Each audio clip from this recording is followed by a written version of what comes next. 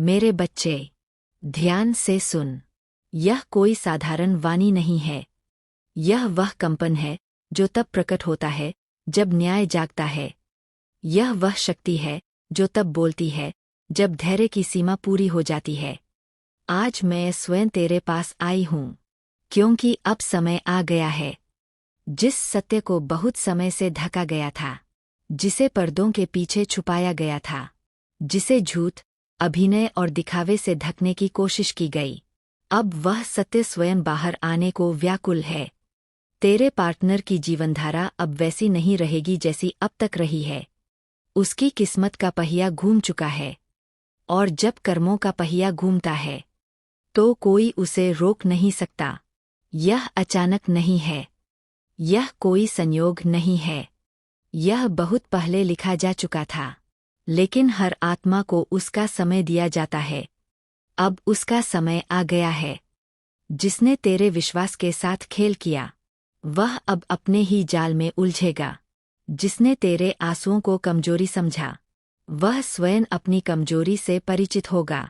मैं यह नहीं कहती कि उसे कष्ट मिलेगा, मैं यह कहती हूँ कि उसे बोध मिलेगा, और बोध आत्मा को हिला देता है। आज उसके भीतर एक अजीब सा डर जन्म लेगा, बिना किसी स्पष्ट कारण के।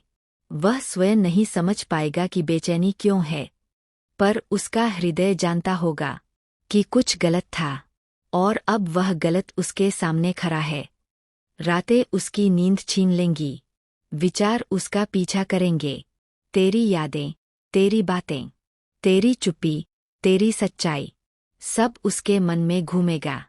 क्योंकि सच्चा प्रेम कभी नष्ट नहीं होता, वह ऊर्जा बनकर लौटता है।